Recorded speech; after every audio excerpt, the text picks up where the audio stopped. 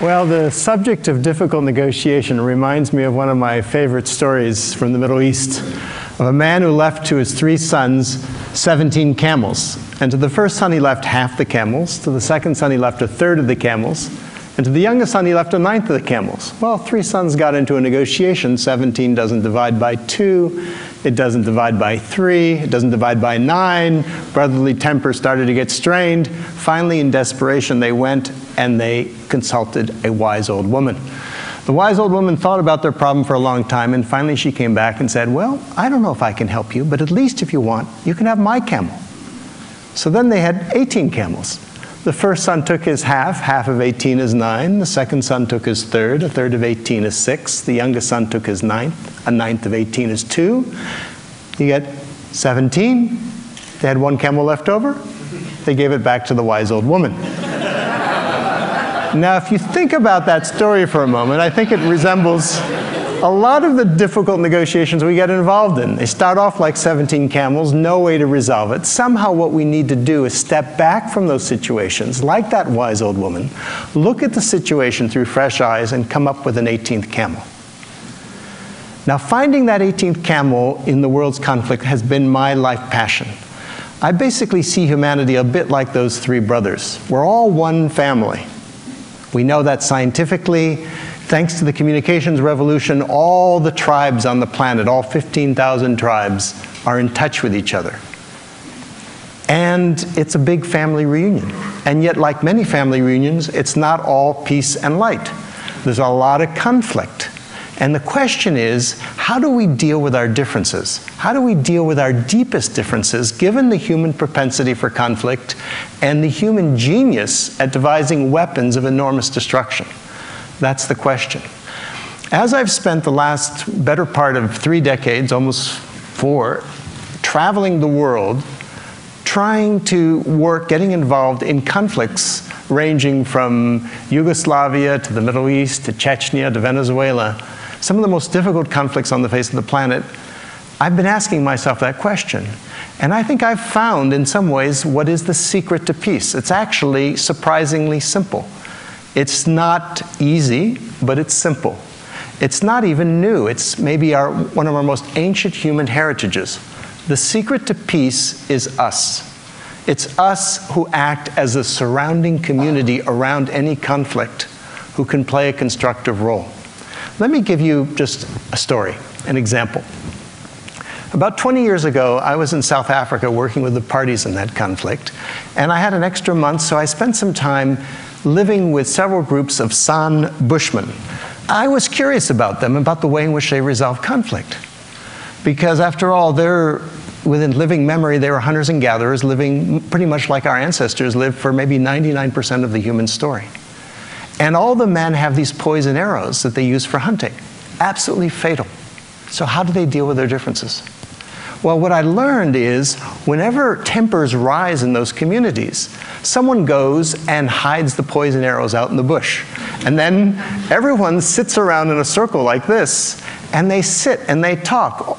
And they talk. It may take 2 days, 3 days, 4 days, but they don't rest until they find a resolution, or better yet, a reconciliation. And if tempers are still too high, then they send someone off to visit some relatives. There's a cooling off period. Well, that system is, I think, probably the system that kept us alive to this point, given our human tendencies. That system I call the third side. Because if you think about it, normally when we think of conflict, when we describe it, there's always 2 sides. You know, it's Arabs versus Israelis, labor versus management, husband versus wife, Republicans versus Democrats. But what we don't often see is that there's always a third side. And the third side of the conflict is us. It's the surrounding community. It's the friends, the allies, the family members, the neighbors. And we can play an incredibly constructive role. Perhaps the most fundamental way in which the third side can help is to remind the parties of what's really at stake. You know, for the sake of the kids, for the sake of the family, for the sake of the community, for the sake of the future, let's stop fighting for a moment and start talking. Because the thing is, when we're involved in conflict, it's very easy to lose perspective. It's very easy to react. Human beings, we're reaction machines. And as the saying goes, when angry, you will make the best speech you will ever regret.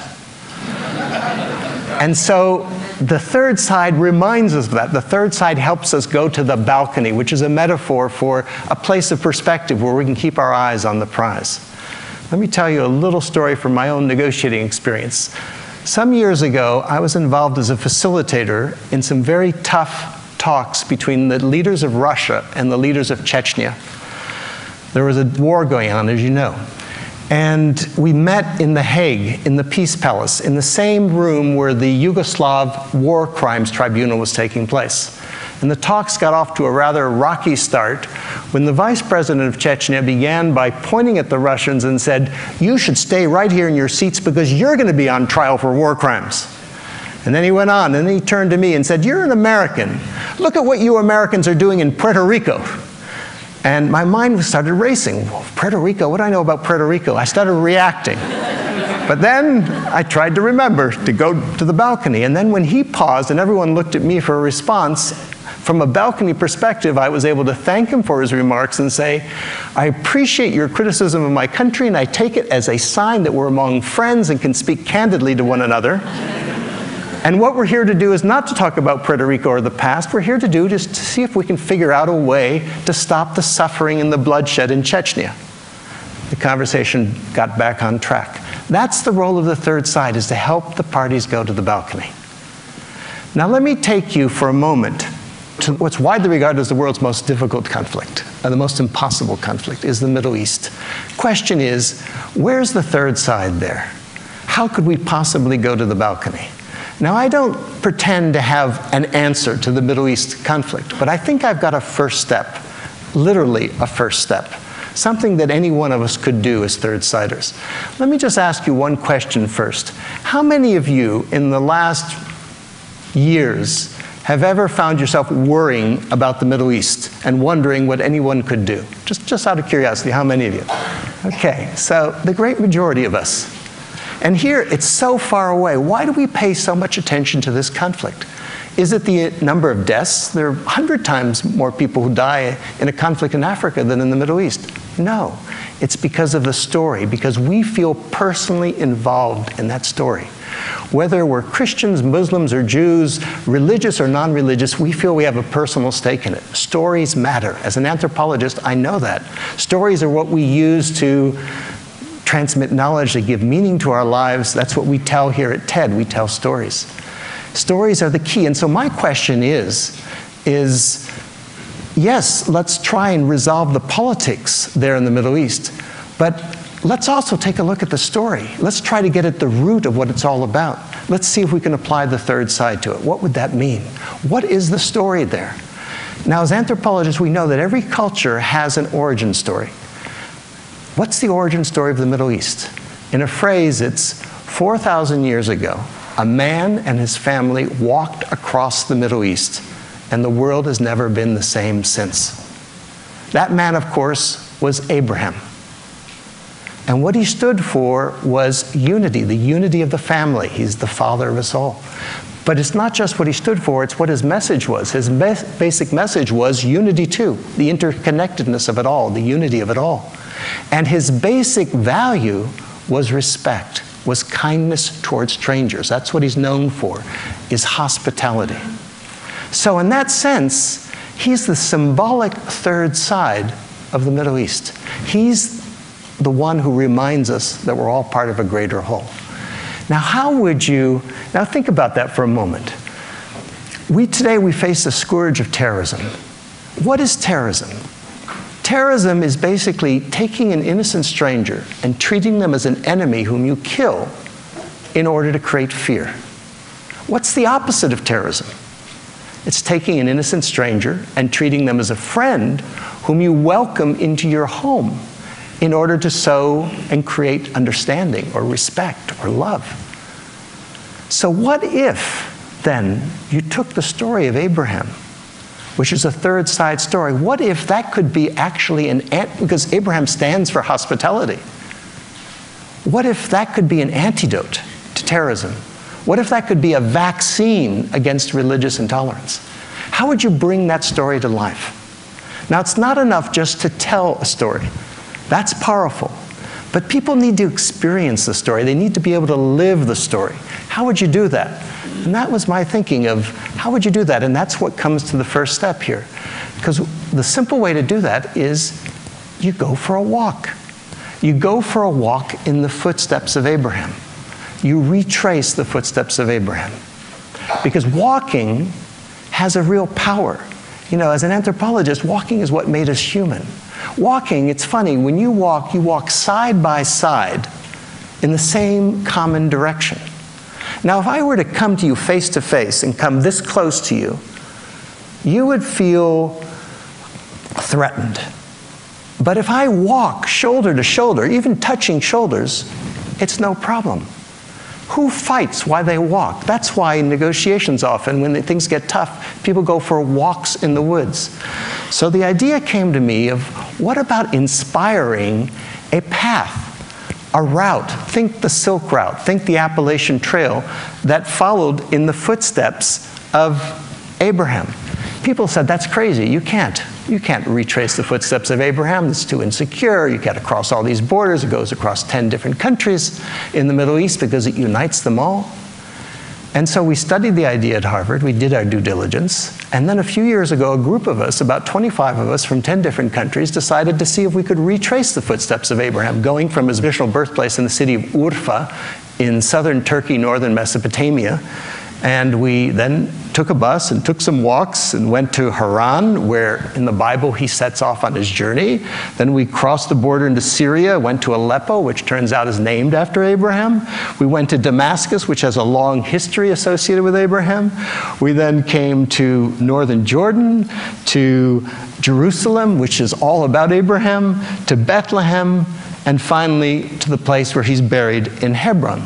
So effectively, we went from womb to tomb. We showed it could be done. It was an amazing journey. Let me ask you a question. How many of you have had the experience of being in a strange neighborhood or strange land, and a total stranger, perfect stranger, comes up to you and shows you some kindness, maybe invites you into their home, gives you a drink, gives you a coffee, gives you a meal? How many of you have ever had that experience? That's the essence of the Abraham path. That's what you discover as you go into these villages in the Middle East where you expect hostility, and you get the most amazing hospitality, all associated with Abraham. In the name of Father Ibrahim, let me offer you some food. So what we discovered is that Abraham is not just a figure out of a book for those people. He's alive, he's a living presence.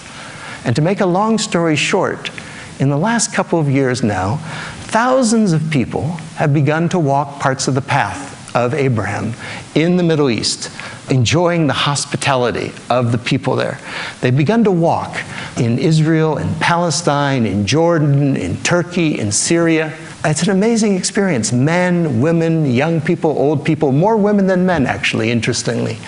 For those who can't walk, who are unable to get there right now, people started to organize walks in cities, in their own communities. In Cincinnati, for instance, they organized a walk from a church to a mosque to a synagogue, and then all had an Abrahamic meal together. It was Abraham Path Day.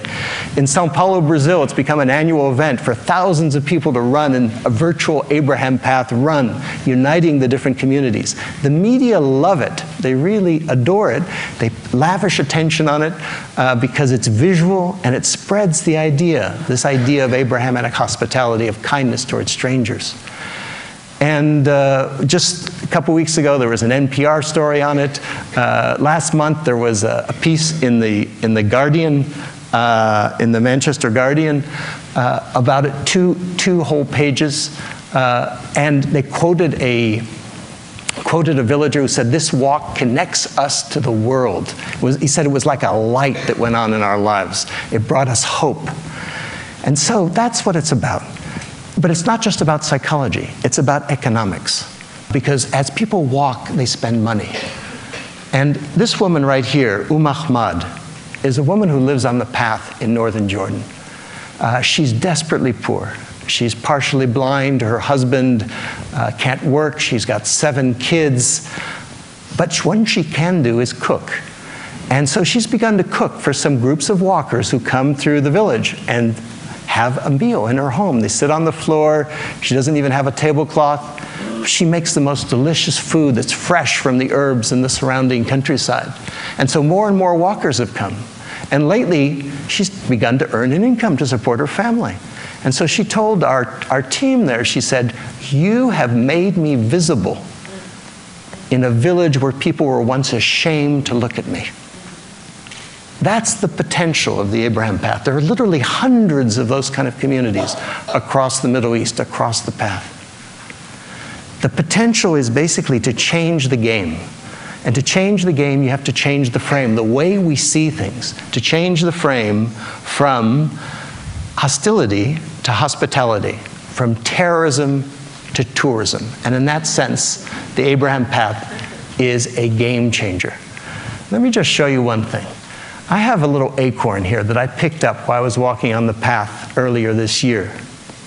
Now, the acorn is associated with the oak tree, of course, grows into an oak tree, which is associated with Abraham. The path right now is like an acorn. It's still in its early phase. What would the oak tree look like? Well, I think back to my childhood, a good part of which I spent after being born here in Chicago, I spent in Europe. If you had been in the ruins of, say, London in 1945 or Berlin, and you had said, 60 years from now, this is going to be the most peaceful, prosperous part of the planet, people would have thought you were certifiably insane. But they did it thanks to a common identity, Europe, and a common economy. So my question is, if it could be done in Europe, why not in the Middle East? Why not thanks to a common identity, which is the story of Abraham, and thanks to a common economy that would be based in good part on tourism? So let me conclude then by saying that in the last 35 years, as I've worked in some of the most dangerous, difficult, and intractable conflicts around the planet, I have yet to see one conflict that I felt could not be transformed. It's not easy, of course, but it's possible. It was done in South Africa. It was done in Northern Ireland. It could be done anywhere. It simply depends on us. It depends on us taking the third side. So let me invite you to consider taking the third side, even as a very small step. We're about to take a break in a moment. Just go up to someone who's from a different culture, a different country, a different ethnicity, some difference, and engage them in a conversation. Listen to them. That's a third side act. That's walking Abraham's path. After a TED Talk, why not a TED Walk? So let me just leave you with three things. One is, the secret to peace is the third side. The third side is us. Each of us, with a single step, can take the world, can bring the world a step closer to peace. There's an old African proverb that goes, when spider webs unite, they can halt even the lion. If we're able to unite our third side webs of peace, we can even halt the lion of war. Thank you very much.